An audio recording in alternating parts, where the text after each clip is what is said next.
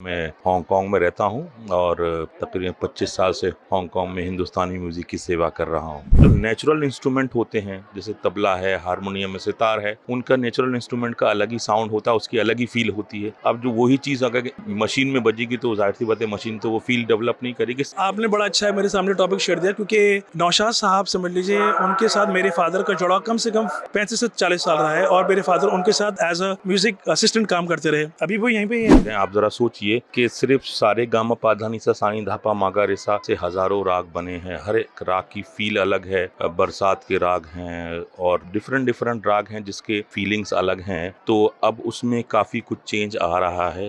मैं live musicians समझ लीजिए कि सुनिधि चौहान के साथ और हरिहरन जी के साथ सबके साथ लाइव म्यूजिशियन प्ले करता हूँ। शास्त्रीय संगीत, हिंदुस्तानी म्यूजिक जो है वो एक थेरेपी है। जब हम एक थेरेपी को सुनते हैं या करते हैं तो उसका हमें हमारी बॉडी पे बहुत पॉजिटिव असर होता है।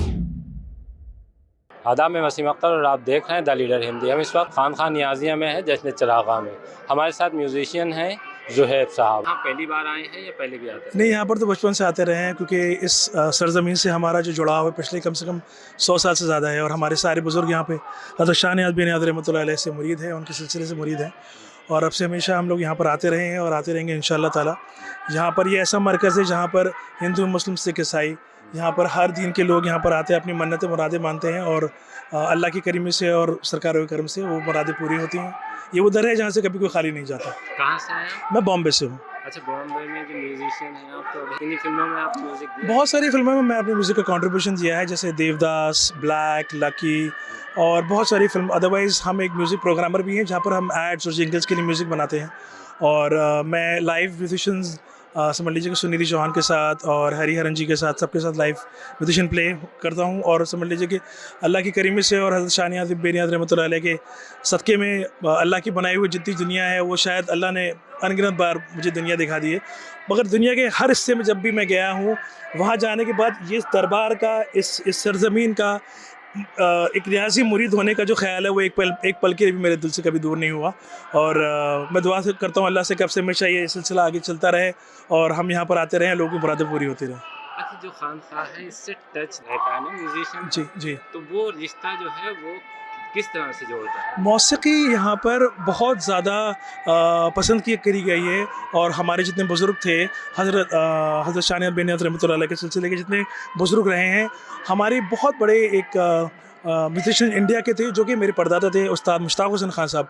वो इस दरबार से मुरीद थे और उनके साथ साथ उनकी जितनी आल औलादें थी और बच्चे थे और हम लोग भी यहाँ पर सिर्फ एक मौसीक़ार होना या म्यूजिशियन होना या फिर म्यूज़िक से ताल्लुक़ रखना वो इम्पोर्टेंट नहीं है, बट उसमें जो तासीर पैदा होती है वो इस दरबार में आने के बाद पैदा होती है। जैसे आप ख्वाजा गरीब नवाज़ भी चले जाइए, वहाँ पर भी कव्वाली होती है। आप निज़ामुद्दीन साहब की दरगाह चले जाएँ, वहाँ पर भी कव्वाली होती है। ये सिलसिला यहाँ पर है। तो मौसीक़ार हो जाना या म्यूजिशियन हो जाना बहुत बड़ी बात नहीं है, मगर उस मौसीक़ी में तासीर अगर आपको चाहिए तो आपको यहाँ पर बड़ी शरीफ आना पड़ेगा। आपके वालिद या और कोई जी जी, एब्सोल्युटली। हमारा जो घराना है वो रामपुर से ऐसवान घराना है। जैसा कि मैंने आपसे पहले अर्ज़ किया, हमारे परदादा उस्ताद मुश्ताक हुसैन खान साहब, तो मेरे जो फादर हैं वो उनके नवासे हैं और बहुत सारे हमारे बुज़ुर्ग, हमारे वालिद और उनसे पहले जो थे वो मौसीक़ी उनसे सीखते रहे और उनसे पहले भी सीखते रहे, जो मुश्ताक हुसैन खान साहब से भी सीनियर लोग थे। तो ये हमारे समझ लीजिए खून में ये म्यूज़िक, मौसीक़ी और इस दरबार से जुड़ाव अब से हमेशा था और है, इंशाअल्लाह हमेशा रहेगा। म्यूजिक में बहुत सी चेंज आई। हाँ जैसे पहले अगर हम म्यूजिक की बात करें, जो खानकाही म्यूजिक, जी जी बहुत से लोगों ने ये भी किया कि वो कभी भी इससे निकलकर बाहर नहीं आए। जी लेकिन बाद में बहुत से लोग चले भी गए। जी लेकिन उसमें बहुत बड़ा चेंज दिखता है। जी जैसे पहले हम म्यूजिक की बात करें तो एक जैसे दिल को छूता था। जी इसमें काफी हद तक वो बदलाव देखने को मिलता है कि जैसे पहले याद रहता था लोगों जी को, जी तो पुराने गानों की बात करते जी हैं या पुराने कलाम जी की बात करते जी हैं। जी। लेकिन अब वो उतना मकबूल नहीं है। देखिए, ये पहले भी म्यूज़िक दिल को छूता था, आज भी दिल को म्यूज़िक छूता है। डिपेंड करता है चॉइस ऑफ म्यूज़िक पे। आप जो म्यूज़िक चुनेंगे, आप जो म्यूज़िक पसंद करेंगे और जो म्यूज़िक आपके दिल को छुएगा, वो म्यूज़िक पहले भी था, आज भी है और अब से हमेशा जब तक दुनिया फ़ानी रहेगा। आपकी चॉइस ऑफ म्यूज़िक क्या है वो डिपेंड। किसी को रॉक म्यूज़िक पसंद है, किसी को पॉप म्यूज़िक पसंद है, किसी को हार्ड रॉक पसंद है, किसी को मेटल पसंद है, किसी को इंडियन क्लासिकल म्यूज़िक पसंद है, किसी को कव्वाली, सूफ़ी नुमा म्यूज़िक पसंद है। तो डिपेंड करता है इंसान की चॉइस ऑफ म्यूज़िक क्या है। इस दरबार में सरकार हज़रत शाह नियाज़ बिन नियाज़ रहमतुल्लाह अलैह के दरबार में यहाँ पर सूफ़ी म्यूज़िक, कव्वाली म्यूज़िक और इस चीज़ को बहुत ज़्यादा पसंद फरमाया गया है, पसंद किया गया है। और आज भी आप देखें, दुनिया का शायद कोई म्यूजिशियन ऐसा नहीं होगा, दुनिया का शायद कोई भी ऐसा गवैया या म्यूजिशियन नहीं होगा जो यहाँ पर आके अपनी हाज़िरी देकर नहीं गया है। तो ऐसे ही चलता था और चलता रहेगा इजाज़त के इंशाल्लाह। बगैर प्रोग्राम नहीं करते। जी, जी, जी, बिल्कुल, बिल्कुल, बिल्कुल, बिल्कुल। लेकिन फिर भी जैसे नौशाद साहब का नाम है, वो लोग अब भी कहते हैं कि उन जैसा म्यूज़िक। आपने बड़ा अच्छा है मेरे सामने टॉपिक छेड़ दिया, क्योंकि नौशाद साहब समझ लीजिए उनके साथ मेरे फादर का जुड़ाव कम से कम 35 से 40 साल रहा है, और मेरे फादर उनके साथ 35 से 40 साल तक उनके साथ एज अ म्यूज़िक असिस्टेंट काम करते रहे। अभी वो यहीं पे ही हैं, और अगर मौका मिला तो मैं ज़रूर आपको जो है उनसे मुलाकात करवा दूंगा। 35 से 40 साल तक पापा उनके साथ रहे, उनके साथ म्यूज़िक की बहुत सारी फिल्म्स में उन्होंने म्यूज़िक दिया, अभी अपनी कॉम्पोजिशन भी उनके साथ शेयर करी। मगर वो आपका कहना है बिल्कुल सही है कि जो पुराना म्यूज़िक था उसमें दिल छूता था, अब भी वो म्यूज़िक है, चाहे तो क्रिएट कर लें या सुन लें।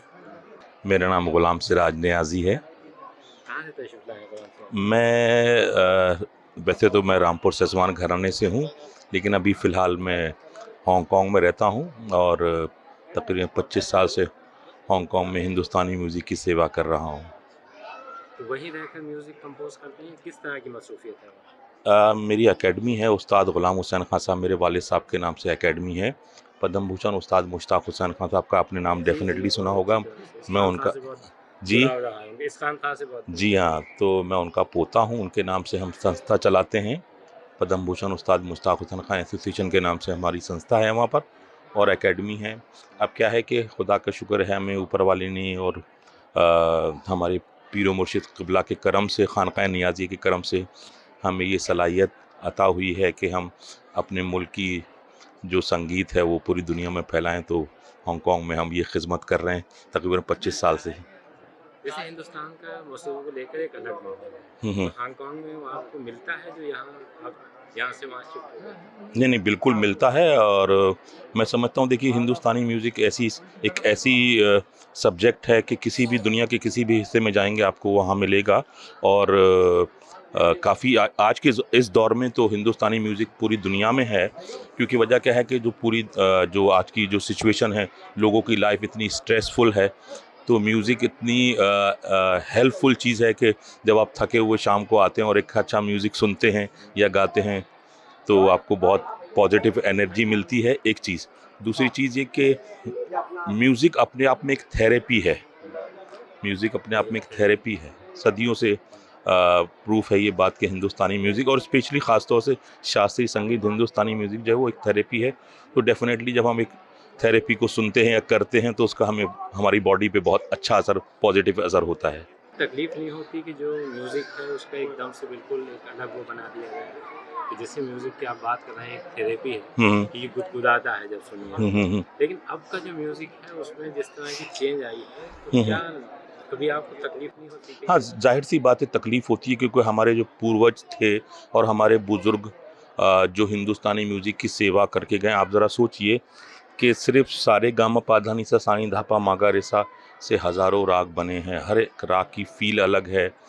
बरसात के राग हैं और डिफरेंट राग हैं जिसके फीलिंग्स अलग हैं। तो अब उसमें काफ़ी कुछ चेंज आ रहा है। तो हमें उस चीज़ की ज़ाहिर सी बात है हमारे बुज़ुर्गों ने इतनी खिदमत करी, इतनी मेहनत करी और हमारे हाथों में एक थाली में सजा के इतना ईज़ी करके हमें दे दिया है। आप ज़रा सोचिए कितनी कुर्बानी दी होगी, कितनी मेहनत करी होगी। तो हम सब लोगों का फ़र्ज़ बनता है कि जो प्योरिटी है, जो सच्चाई है उसको कायम रखें। लेकिन अब क्या है, ज़माना बदल रहा है। अब आप इसी चीज़ से समझ लीजिए, जो नेचुरल इंस्ट्रूमेंट होते हैं जैसे तबला है, हारमोनियम है, सितार है, उनका नेचुरल इंस्ट्रूमेंट का अलग ही साउंड होता है, उसकी अलग ही फ़ील होती है।